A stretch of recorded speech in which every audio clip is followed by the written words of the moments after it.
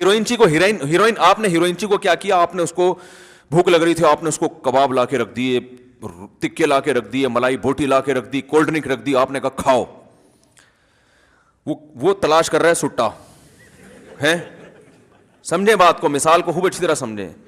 وہ تلاش کر رہا ہے کیا بھائی, سٹا.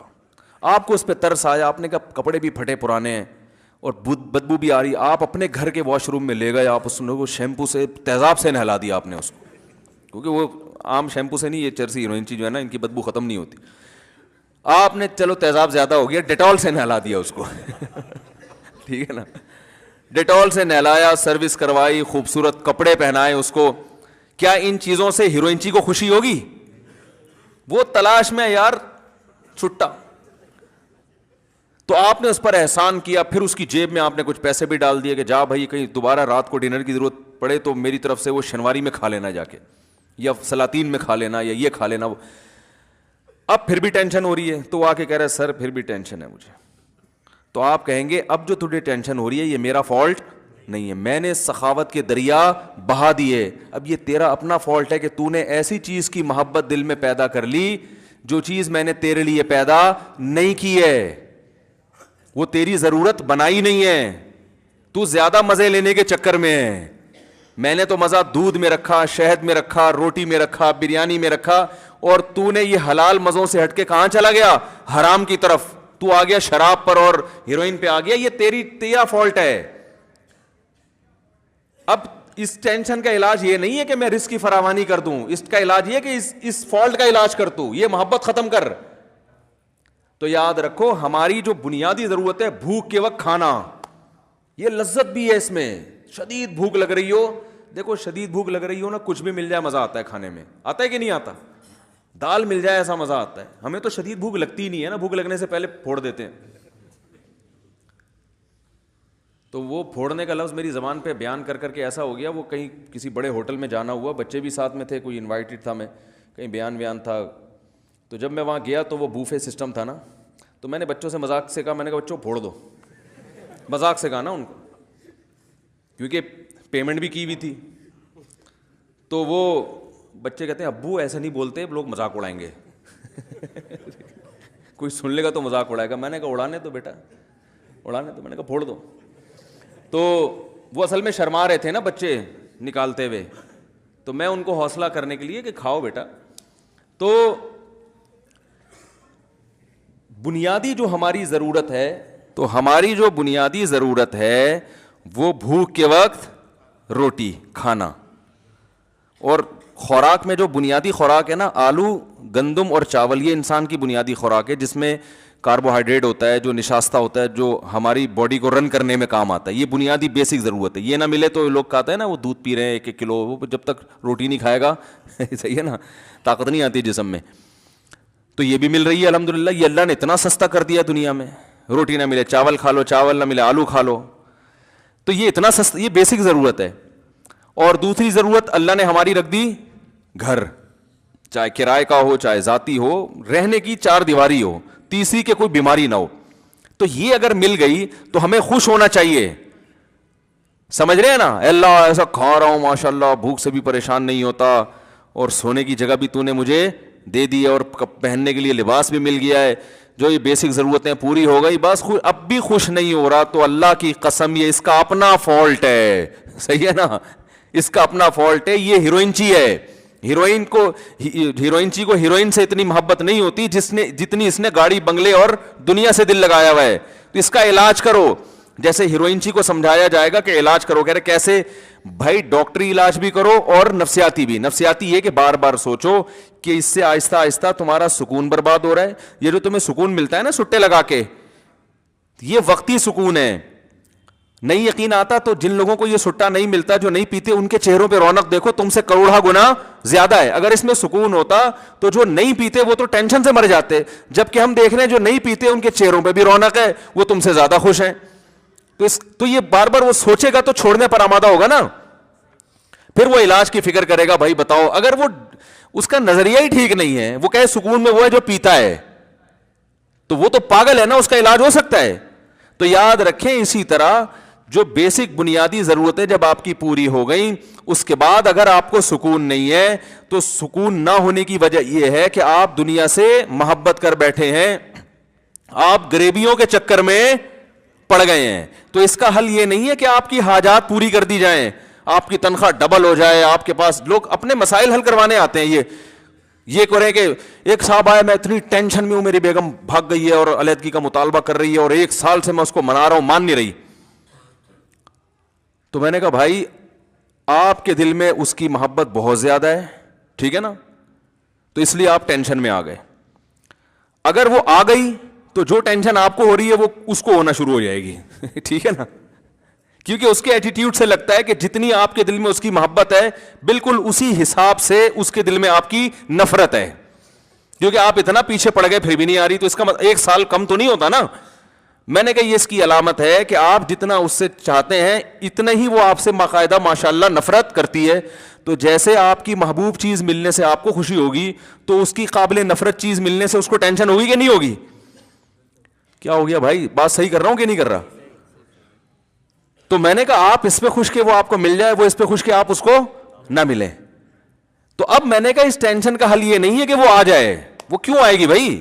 اللہ نے چاہتے پوری کرنے کی جگہ دنیا رکھی نہیں ہے. کسی کی آ جاتی ہے, اکثروں کی تو جو گئی تو پھر بات واپس نہیں آتی.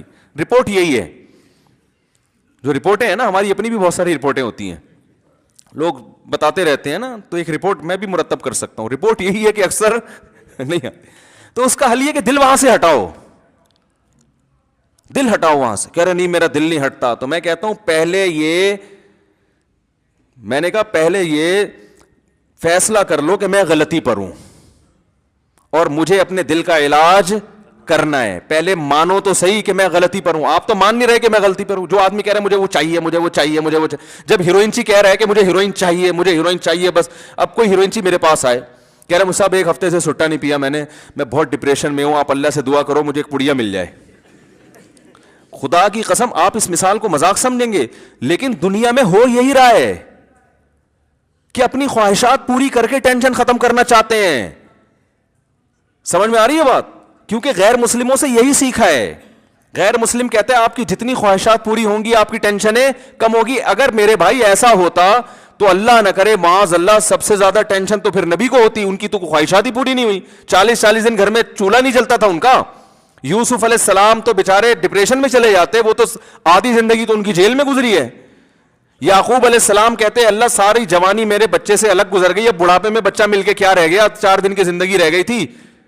وہ تو یہ سوچتے نا. لیکن ہم دیکھتے پیغمبروں کی زندگیاں ٹینشنوں میں, مگر کوئی ڈپریشن کی گولی نہیں کھا رہے. بتاؤ یوسف علیہ السلام اتنا عرصہ جیل میں رہے, پہلے کنویں میں ڈال دیا ان کو, پھر کنویں سے نکالا تو بازاروں میں بکے, جھوٹے الزام لگ کر جیل میں ڈال دیا گیا. تو کبھی کہیں قرآن میں آتا ہے کہ یوسف علیہ السلام نے پھر وہاں کسی روحانی عامل سے رابطہ کیا کہ یار کسی نے کچھ کر دیا میرے اوپر, کوئی ٹینشن, یہ بڑا مسئلے کیا ہو گئے ہیں یار, مسلسل کام بگڑتے جا رہے ہیں. میں ابا کو سب سے زیادہ محبوب تھا, ہونا تو یہ چاہیے تھا ساری جائیداد ابا میرے نام کر دیتے, لیکن ہوا کیا ہے, میں نے بھائیوں کا کبھی کچھ بگاڑا نہیں. یہ آواز میں ایکو کیوں پیدا ہو رہا ہے بھائی؟ میں نے بھائیوں کا کبھی, باہر کا مائک مجھے لگ رہا ہے اسپیکر آن ہے, میں نے کبھی کسی کا کچھ بگاڑا نہیں, بھائیوں نے مجھے کنویں میں ڈال دیا. پھر ابھی میں 7-8 سال کا بچہ تھا, کنویں سے نکال کے بازاروں میں مجھ جیسے شہزادے کو بیچا گیا. پھر بیچ کے چلو تھوڑے دن سکون کا سانس ملا تھا بادشاہ کے, چلو کسی اچھی جگہ چلا گیا بکے میں, تو سکون کا سانس ملا تھا. اور میں نے بادشاہ سے وفا کی, اس کی بیوی پہ کبھی غلط نظر نہیں ڈالی, اسی کی بیوی نے جھوٹا الزام لگا کے چلو محل میں آ کے کچھ سکون ملا تھا. وفا کی سزا یہ ملی کہ جیل میں چلے گئے. اور پھر جیل میں جب ہم گئے ہیں تو ایک آدمی کو میں نے خواب کی سچی تعبیر بتائی, اس کو میں نے کہا بادشاہ کو بتانا کہ مجھے جیل سے نکالے, تو وہ کمبخت جا کے بادشاہ کو بتانا ہی بھول گیا, کسی نے کچھ کر دیا ہے بیٹا. یہ تو بندش کے علاوہ کچھ ہو ہی نہیں سکتا, یہ تو 100% بندش ہے.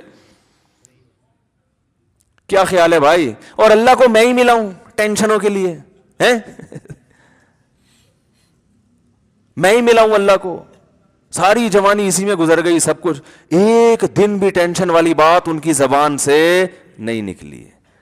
جب بات کر رہے ہیں ایسے پیارا کلام ان کی زبان سے نکل رہا ہے.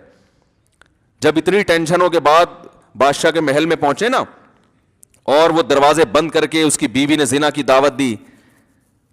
کوئی اور ہوتا کہتا بھائی میں تو ٹینشن میں ہوں, میں تو کر لوں تو میرے لیے تو گنجائش ہے, مجھے تو یہاں نکاح کون کرے گا, اجنبی ہوں, ہے نا. لیکن کہہ رہے معاذ اللہ انہ ربی احسن مثوایا, میرے رب نے بادشاہ کے محل میں مجھے پہنچا کے ٹھکانہ دے دیا, میں تو کنویں میں گر گیا تھا, میں تو بازاروں میں بکتا تھا, تو اللہ نے بادشاہ کے محل میں پہنچا دیا, میں اس کی نافرمانی کیسے کروں. وہ اس پہ خوش ہو رہے ہیں کہ بھائی کھانے کو روٹی بھی کا انتظام ہو گیا اور سر چھپانے کی اتنی خوبصورت جگہ مل گئی, تو بنیادی ضرورت تو پوری کر دی نا. تو اب اس کا شکر کا تقاضا یہ تھوڑی ہے کہ میں برائی کی طرف جاؤں, یہ تو نہیں ہو سکتا مجھ سے. پھر جب الزام لگ کے جیل میں گئے ہیں, جیل میں جانے کے بعد جو دو شخص آئے نا تعبیر پوچھنے کے لیے, تو ان کو پہلے دین کی دعوت دے رہے ہیں, ان کو خواب کی تعبیر کے بتا کے کہہ رہے ہیں کہ دیکھو ذالک من فضل اللہ علینا, میں نے سچی تعبیر جو تمہیں بتائی ہے نا یہ اللہ کا ہم پہ فضل ہے. حالانکہ وہ کہہ سکتے تھے اللہ کا فضل کہاں سے بھائی, دیکھو جیل میں پڑے ہیں یار بغیر کسی جرم کے بھائی.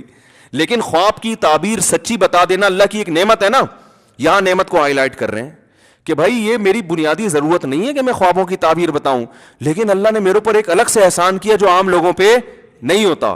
وہ احسان یہ کہ میں تعبیر بتاتا ہوں سچ نکلتی ہے بالکل.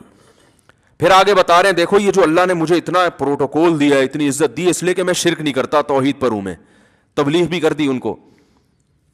کتنے زیادہ یعنی پھر جب جیل سے چھوٹے ہیں, جیل سے چھوٹ کے پھر ابا کو بلایا, ابا آئے اور سارے بیٹے آ گئے, تو پھر ابا سے بغلگیر ہوئے مصر میں نا, تو پھر ابا کو جو کہانی سنا رہے ہیں ماضی کی, اس میں ٹینشن والے سارے واقعات کو اسکپ کر دیا انہوں نے, ٹھیک ہے نا.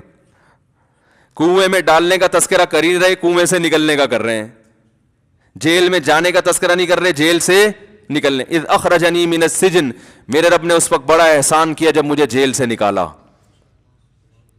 ہے بھائی, کیونکہ بہت سے جیل میں جاتے ہیں نکلنا نصیب نہیں ہوتا. میرے رب نے احسان کیا مجھے جیل سے نکالا. اب چونکہ بھائیوں کو معاف بھی کر چکے تھے تو اب ان کو بھی آر نہیں دلا رہے کہ تم کمبختوں نے مجھے کنویں میں ڈالا تھا تو میرے رب نے احسان کر کے مجھے کنویں سے نکال لیا. جب معاف کر دیا تو اب کیا تذکرہ, من بعد ان نزغ الشیطان بینی وبین اخوتی, یہ سب کچھ اس وقت ہوا جب شیطان نے میرے اور بھائیوں کے درمیان غلط فہمیاں ڈال دی تھی, نفرت ڈال دی تھی. سارا جو برائی شیطان پہ ڈال دی, ٹھیک ہے نا, بلی کس پہ ڈال دی, شیطان پہ. کیسا ظرف ہے بھائی, لا تثریب علیکم اليوم, کوئی گناہ نہیں ہے, معاف کیا جاؤ یار, بس مقدر تھا, اللہ نے ایسے ہی مصر کا بادشاہ بنانا تھا, نوازنا تھا, ہو گیا. اور اذ وجاء بکم من البدوی, اے میرے ابا اللہ نے آپ پر احسان کیا, گاؤں سے نکال کے آپ کو شہر لے آیا, ساری نعمتیں بیان کریں. ایک دفعہ بھی نہیں کہا کہ ابا وہ سفلی ہو گیا تھا, وہ فلانا جو ہے نا بنگالی بابا, وہ بنگال کا جادو جو لکھے ہوتے ہیں نا, وہ میں اس کے پاس گیا تھا تو یہ ہوا ہے. وہ جو بابا بیٹھا ہوتا اس کے تو وارے نیارے ہو جاتے. حضرت یوسف علیہ السلام نے بیان کیا ہے, اللہ اپنے والد سے کہا جا بکم من البدوی, اللہ آپ کو گاؤں سے لے کر آیا, دیہات سے لے کر آیا. کیسا صبر, کتنے آرام سے اس غموں کو, اس لیے کہ بھائی یہ تو دنیا میں جو بنیادی ضرورت کی چیزیں تھیں وہ تو بہرحال مل رہی تھی. خواہشات پوری کرنے سے کبھی بھی سکون نہیں ملے گا. خواہشات پوری ضرور کریں, ہوس نہ کریں, پوری ہو گئی اچھی بات ہے, گریوی مل جاتی ہے خوش ہوتا ہے آدمی, چلو یار روٹی بیوہ ہو گئی تھی, روٹی بیوہ ہو جاتی ہے نا وہ, تو اب چلو یہ دبو کے کھا لیں گے روٹی بھی. گریوی کا جو فلسفہ ہے وہ یہ تھا کہ روٹی بچ جائے, ضائع نہ ہو جائے نا, اور نہیں ہے تو کوئی بات نہیں, کھا تو لیا نا ہم نے, تو بنیادی ضرورت تو پوری ہو گئی. اب ٹھیک ہے, لوگ کیا کرتے ہیں, فلاں کے پاس ایسا, فلاں کے پاس ایسا, تو بھائی فلاں بھی مر کے ختم ہو جائے گا تھوڑے دنوں میں, ٹھیک ہے نا. بڑے بڑے آئے مر کے چلے گئے, قبر میں آپ کی اس سے ملاقات ہوگی, ایک ہی کنڈیشن میں ہوں گے دونوں. جس نے بنگلہ بنا لیا, جو کرائے پہ رہ رہا ہے, مرنے کے بعد قبر میں الیک سلیک ہوگی برزخ میں, ہاں بھائی اب کیا کہے گا, بھائی میری بھی جیب خالی, تمہاری بھی جیب خالی. تو فیوچر دونوں کا ایک جیسا. آپ کرائے کے گھر میں رہ رہے ہیں, آپ کو پتہ ہے فیوچر میرا ایسا ہے کہ بحریہ ٹاؤن پہ 6 بنگلے مل جائیں گے مجھے, خوش ہو گے نا آپ. اور ایک اپنے گھر میں رہ رہا ہے, اس کو پتہ ہے کہ فیوچر ایسا ہے کہ میں یہاں سے نکال دیا جاؤں گا, تو خوش کون ہوگا, فیوچر کو دیکھ کے. تو فیوچر ہم سب کا ایک جیسا ہونے والا ہے, ٹھیک ہے. تو کسی کی ترقی سے نہ تو جلنے کی ضرورت, نہ ٹینشن میں آنے کی ضرورت. ترقی ہے, یہ ترقی کے بعد پھر تنزل ہے, مرنے کے بعد بالکل